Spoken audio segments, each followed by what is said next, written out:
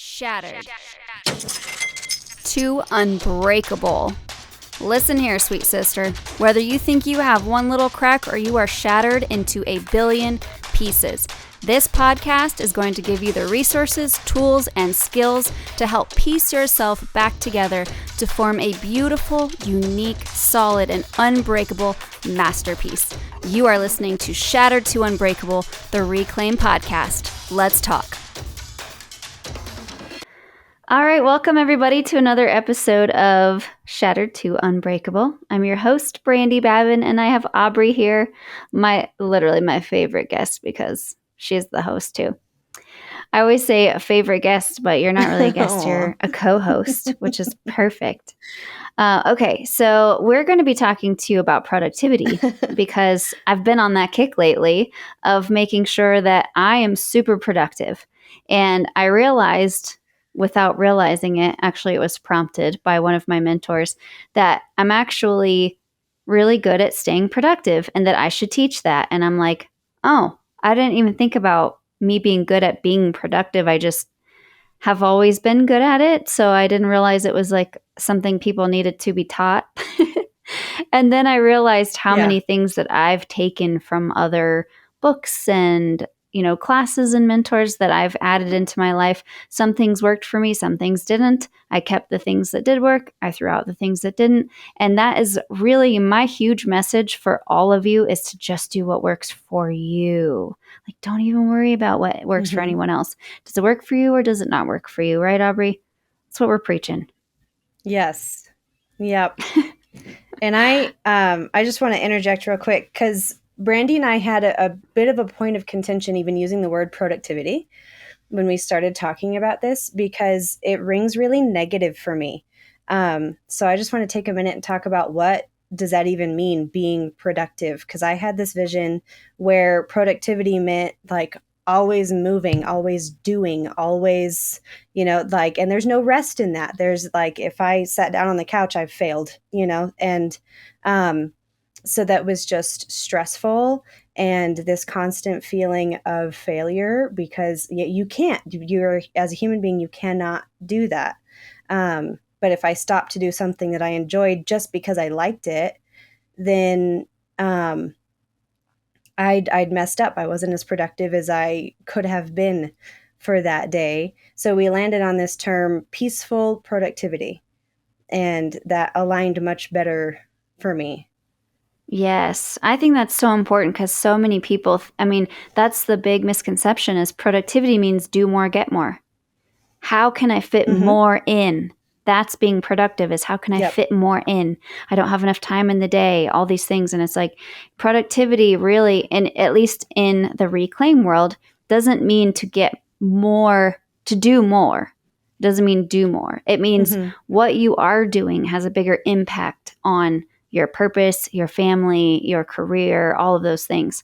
So to Aubrey and I, productivity does not mean how much can you get done in one day. It means what did what you got done do for your purpose, right? It's hard. That's a lot of words that I didn't know how to string along. Anyway, so, but yeah, I want the things that I do to create big ripples.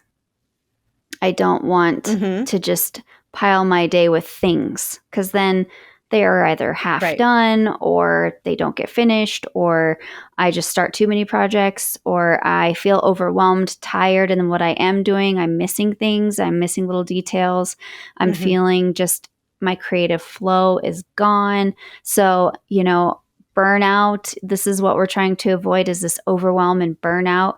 So in my opinion, being productive means that you declutter your life, keep it simple, sweetie, do what really means a lot to you to have the biggest impact. That way you feel, like we said, peaceful about it, a peaceful productivity. That's what we're going for. So today we're going to be talking about that more, because we want to really hone in on the fact that productivity to us is not busy. Like, yes, we're busy. We're always going to be busy, but that's not what it means to us. So today we're going to talk about how to use rest as a tool to be more productive, meaning you've got to take a break. Like you've got to give your body some time to recharge. So we're going to talk about really 4 different ways that we are using rest as a tool. So like productive rest, we're calling it for this episode, right? So the first one, we're going to talk about what nature does for you. And I honestly am kind of freaking out going into winter in Colorado because I'm not really sure how I'm going to get my feet on this earth, right? I need I don't know what to do, because just this last summer, I really started embracing this nature walking, going out. I even make my kids do it and they're like, Mom. But when everybody's high energy and things are just like, everyone's freaking out, I'm like, everybody shoes off on the grass. And they just hate that. That's the wrong time to take a drink. Right? I'm choking you. I waited until you were taking a drink to say that like that because I knew I knew it. But yeah, you should see when I tell everybody, okay, shoes off outside, everybody's like, oh, Mom, it doesn't even help. I'm like, helps me, so go. Anyway, so yeah, I can't keep shoes on my kids. Really? They don't want to Yes, they go. Go ahead. They go outside, and lately I've had to be like, put your shoes on, like you're gonna lose toes. Will you wear Oh, that's funny. Because they won't. They just want to be barefoot all the time, which is, they come by it honest. That's my natural state. I'm barefoot right now, so that's awesome. But I'm in my house, so you know. Yeah, I love it. I'm drinking our China Royal Phoenix tea right now. I love it. Anyways, back to the show. Yes, me too. That was a commercial, very small one.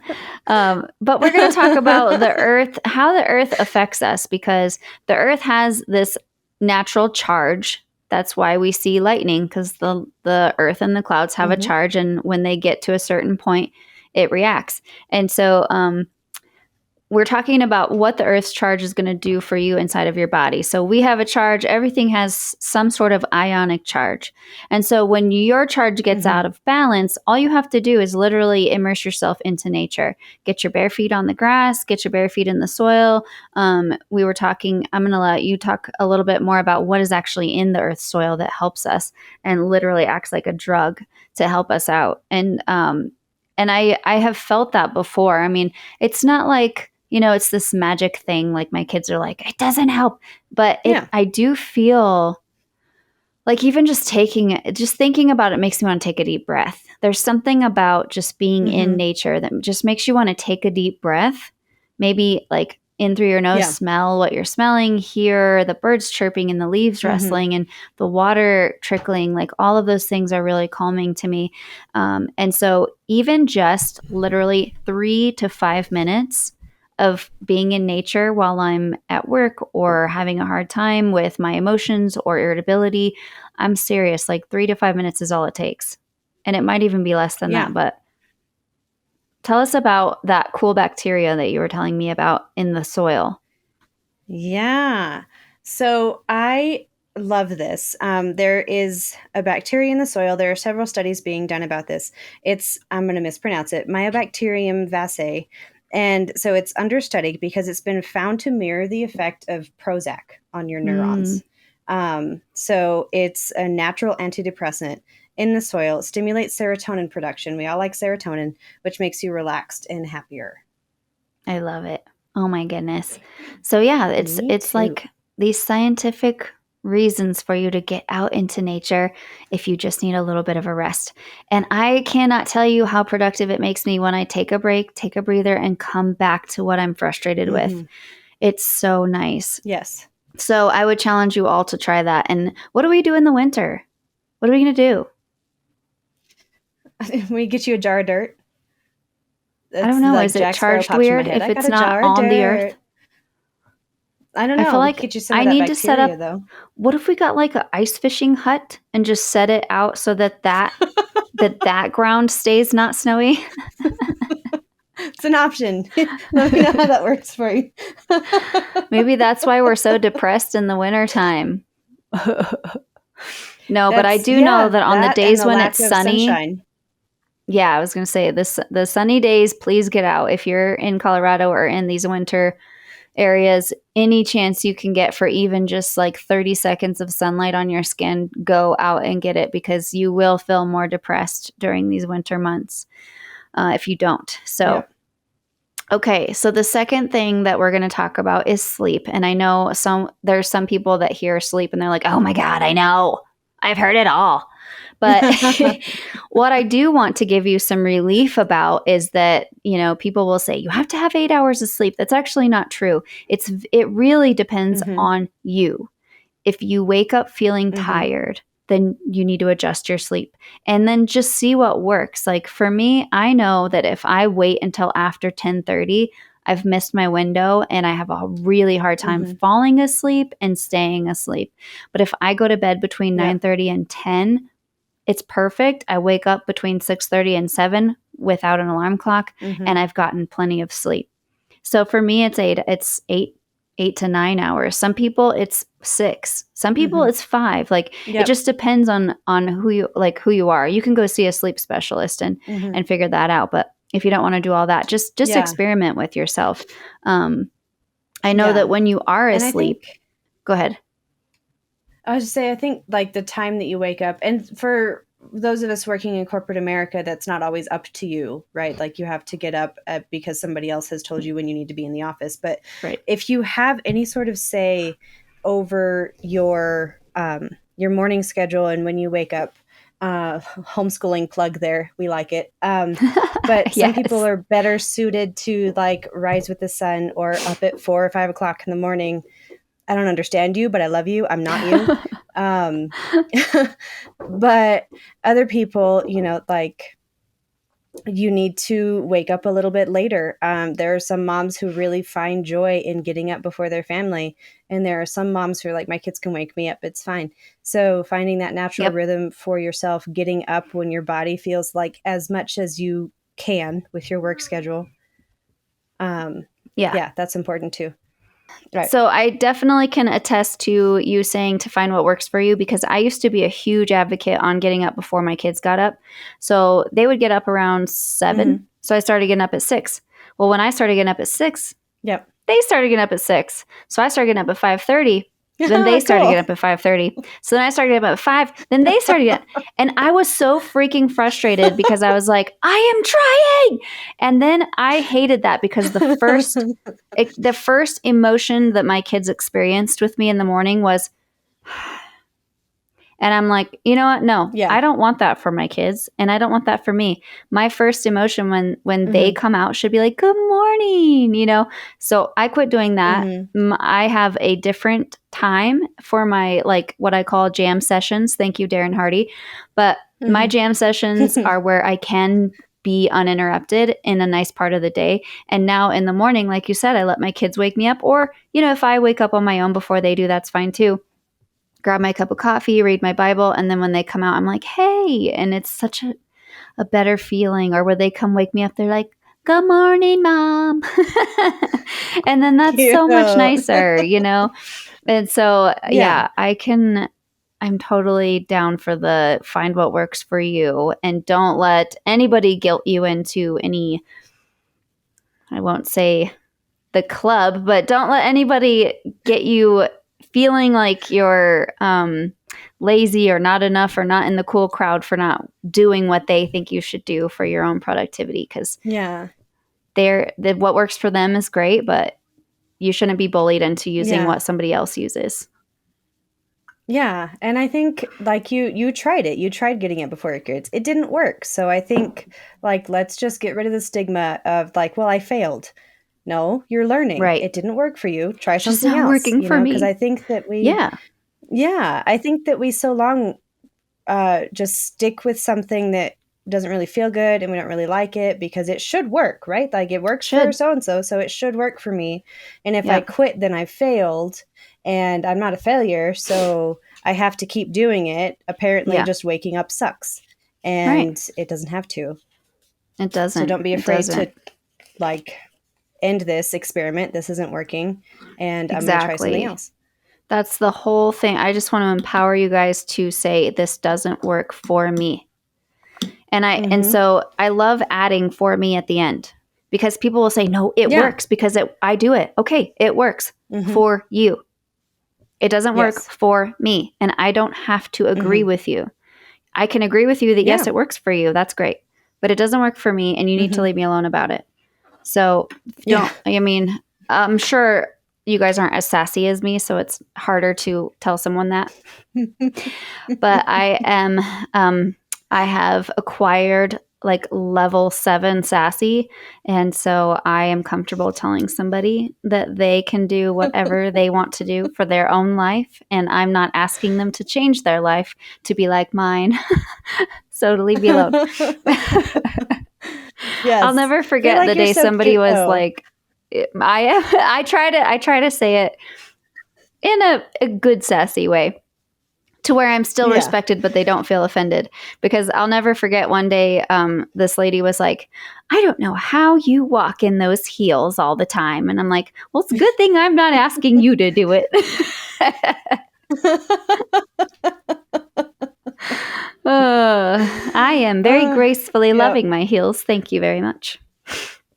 Um, okay, so I'm going to say let's take a quick break. We'll hear from our cool sponsor Perfect. and then we'll come back. Reclaim is launching a self-discovery subscription box. Each month you will receive a bite-sized journal piece to guide you on your journey through the month, a sample of tea from Happy Lucky's Tea House in Fort Collins, and a handmade themed stackable bracelet. In our luxury box, you will also receive a book specially chosen by Brandy to fit the theme, as well as a sample of bath salts from Pixie Fly Custom Creations in Loveland. Visit stan.store/reclaim your story to find out more information. Okay, and we're back, and we are going to talk about my favorite thing, which is cortisol.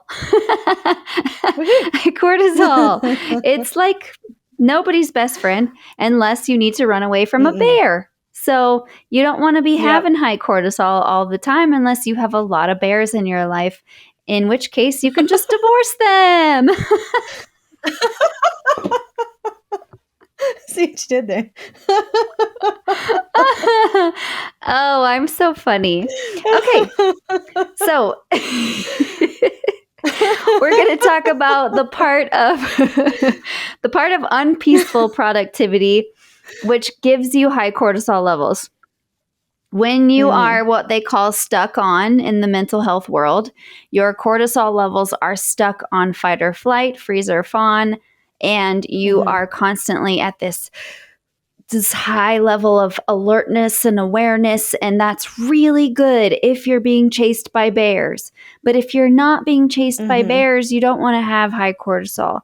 So when we Yep. think of the more maybe traditional or, false, I think, definition of productivity is that you should constantly be on, and that's how you get Right. more done. And then, we do have like this when you're really working hard for a goal or you have really big, massive goals, like Aubrey and I have really big, massive goals.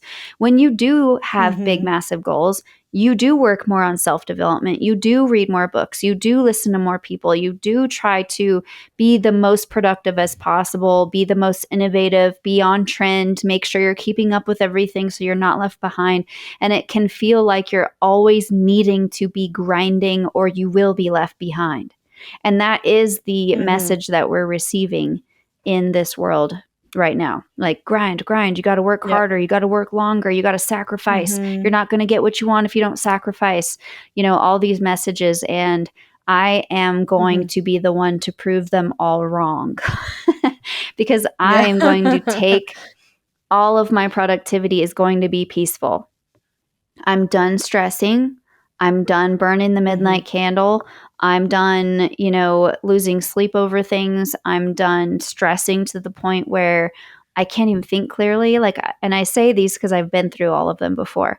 And I'm not talking about the Yeah. once in a while when you're in creative flow and you, like, I've stayed up for like till 2 a.m. because I was just flowing, right? I was just flowing, and I Mm-hmm. just love that feeling of flow. And that didn't stress me out or tire me out because the next day, even though I stayed up late and lost sleep that one night, it's not a habit of every Mm-hmm. night, right? It's just this Right. one. So I'm not saying Right. you can't have this like massive explosion of creative flow and then you just soak it all in and roll with it. Like that's good. And Mm-hmm. and having Yeah. peaceful productivity will allow you to have those times. Whereas if you're always Mm-hmm. stuck on, you're not going to have those times as much because Yeah. you're just too tired to even have a creative thought, which Mm-hmm. happens.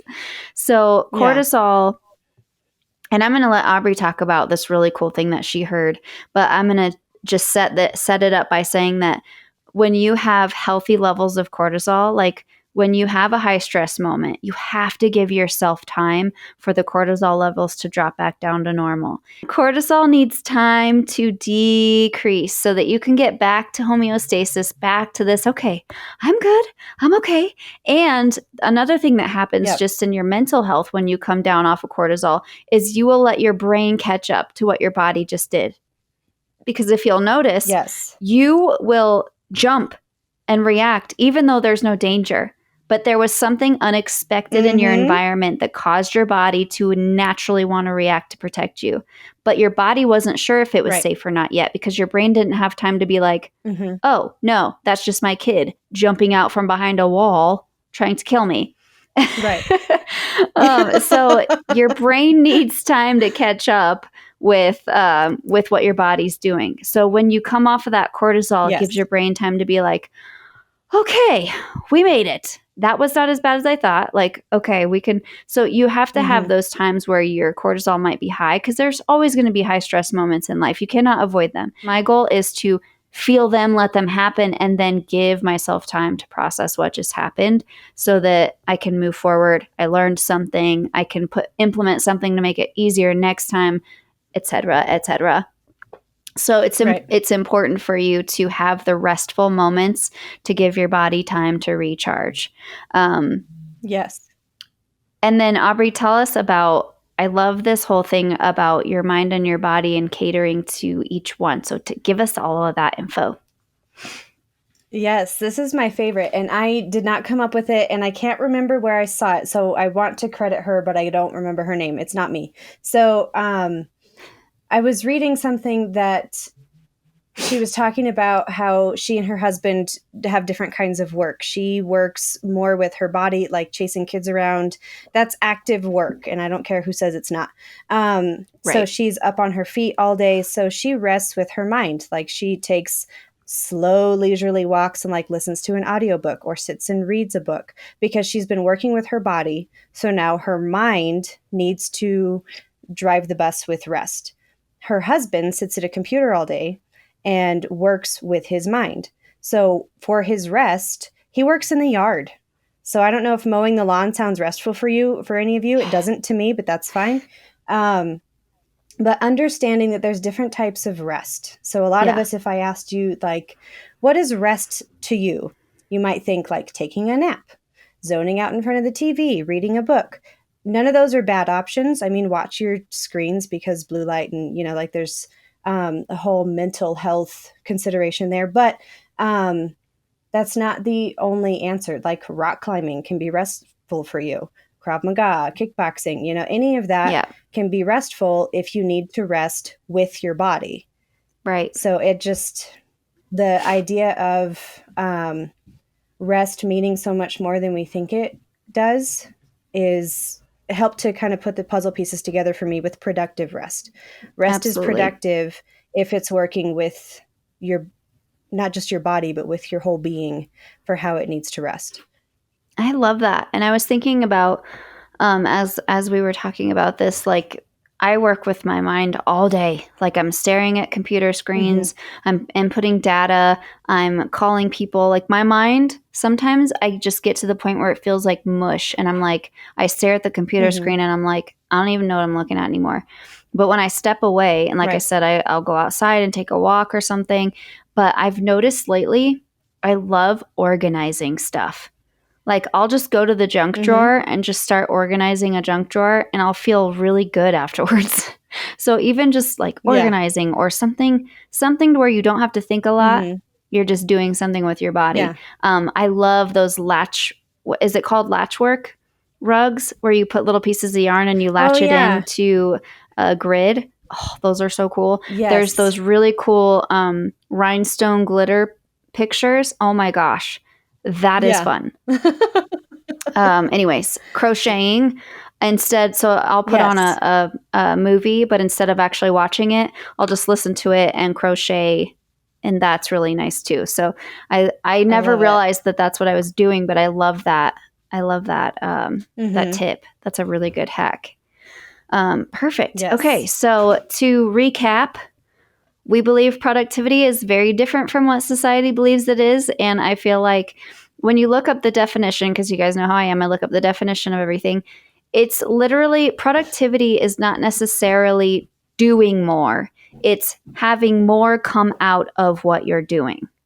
So it's not, it's increasing, how